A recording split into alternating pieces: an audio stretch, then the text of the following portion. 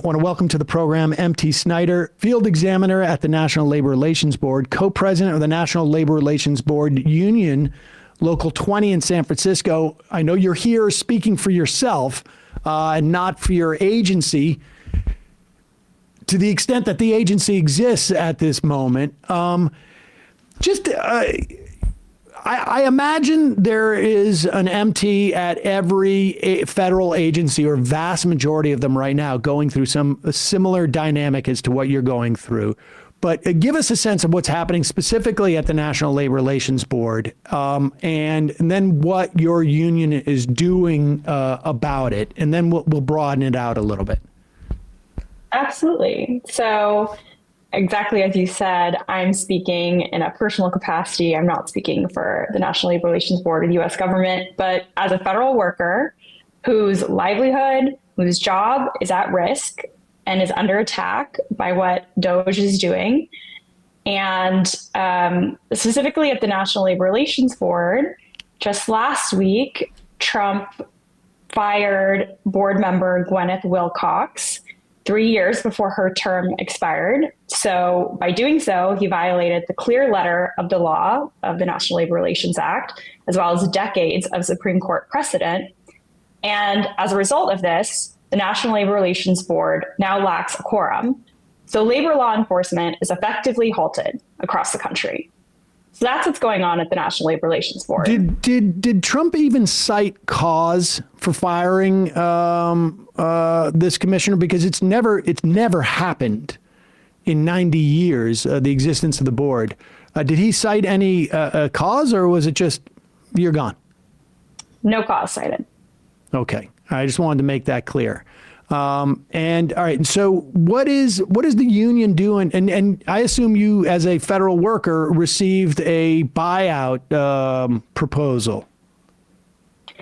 So I wouldn't call it a buyout. This is more of a scam. And I did receive that scam, and I do receive those updates every day to my email. They are coercive and pressuring federal workers to resign voluntarily.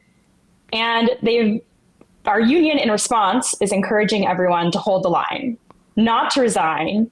And our union has done an incredible job. We have great attorneys who have gone through all of the information provided on this fork voluntary resignation.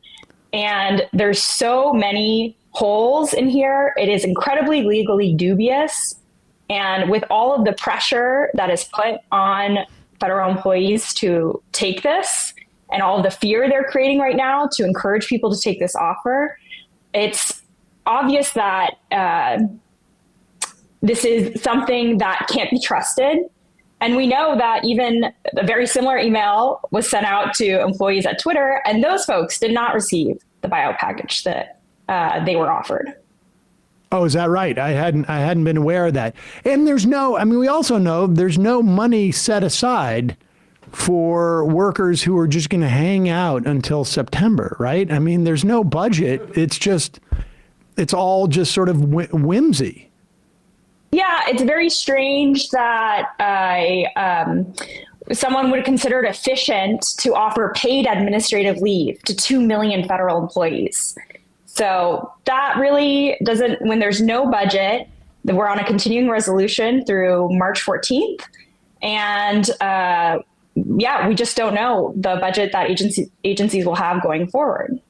So are you still getting paid? I mean, I'm curious, as just like as a person who's dealing with this, like, are you calling your landlord and saying, hey, listen, I'm not sure. Is there any way that we can go month to month here on this? Like what? Like I would imagine the pressure that you are feeling, with this sort of Damocles hanging over your head. The National Labor Relations Board, as far as I understand, without a quorum, they can't do anything right now. And so, like, what are they allowing you guys to do enforcement? I mean, I'm not sure. Like, what is the mechanism in which to enforce anything? There is still work to be done. We still investigate unfair labor practice charges. We can still run secret ballot elections to determine union representation. So there's still plenty of work to be done.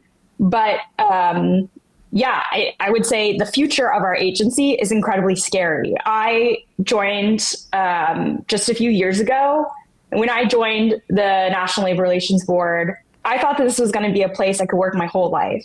I got my master's degree in industrial and labor relations, and I studied labor law. And I thought, this is it. I want to uphold the National Labor Relations Act. I want to uphold the act that gives workers the right to organize, to collectively bargain, to improve their working conditions. And this is where I want to spend my career. But now I have no idea what's going to be next week. I have no idea if I'm going to be laid off, if our agency is going to be shuttered. Just no clue what's going to happen. Have you talked to federal workers in other departments? Are you guys starting to organize cross agency, or are you organizing within? I mean, you're in San Francisco. These agencies, you have agencies in all the major cities and obviously all the states across the country. Like, are you guys, what kind of organization is going on that level, or I don't know, support groups? To what extent can you? I imagine some of this maybe we don't want to talk about, but to the extent that you can, like what's going on in that regard? Yeah, so the National Labor Relations Board Union is a small independent union. And so we are organizing ourselves and our members to hold the line, not to take the fork scam. But there are other groups that are doing organizing work among federal workers. There is actually the Federal Unionist Network, that is an informal network of rank and file union members that is organizing right now for a day of action and calling on everyone on February 19th to get on social media and post about how federal workers provide services that they rely on. So it's Save Our Services action. We're calling on everyone the Federal Unionist Network is asking everyone to post with a sign on how they benefit from federal services. And then there will also be rallies on February 19th at Tesla dealerships all across the country. The Federal Unionist Network is taking the fight to Musk, as he is the person destroying federal worker lives and the services that we provide. So you can get more information on that at bit.ly/SOS action. Okay, so it's bit.ly LY SOS action. We will put the link to this actionnetwork.org/events, Save Our Services action. We will put this at majority.fm and in the podcast and YouTube description. And just to be clear, this is both for federal workers and for anybody else who wants to talk about how these agencies have helped their lives? Exactly. Yes. We need everyone to be speaking out right now, because they won't stop unless we stop them. And we need to be changing the narrative about how the American public benefits from the essential services that federal workers provide. Federal workers are nurses providing care to veterans. They are field examiners investigating unfair labor practice charges. They are researchers looking for cures for cancer, right? These are services that Americans benefit from and rely on every day. And so by destroying these, this impacts every American. And so we need to speak out together to make it clear that we won't let the Trump administration attack our jobs and make all of our lives worse. Have you noticed, and I should say, shout out to Bob Hitt, who I think has your job down in New Orleans, formerly of the AM Quickie here. Have you noticed any change in behavior of employers out in the field, like with the idea of, okay, the cops are gone now, we're not going to have to deal with, has that like filtered through yet? Like, are we starting to see, because I would imagine at one point, if, and you know, we're starting to hear the banks, some of the banks actually say like, we need some services from the Consumer Financial Protection Bureau. And I would imagine though, polluters are starting to gear up and like, we can't dump this stuff in the river yet, but let's wait until June. I would imagine all of these agencies that provide safeguards, whether it's for workers or, you know, consumers or, you know, just members of society who want clean air or clean water or safe food, at one point, they're going to realize nobody's coming around or there's no, you know, we're not going to be held to account. Are you starting to see any of that out in the field yet? Or is it I would imagine, probably too early? So I would say that, you know, we're still seeking to uphold the act the best that we can.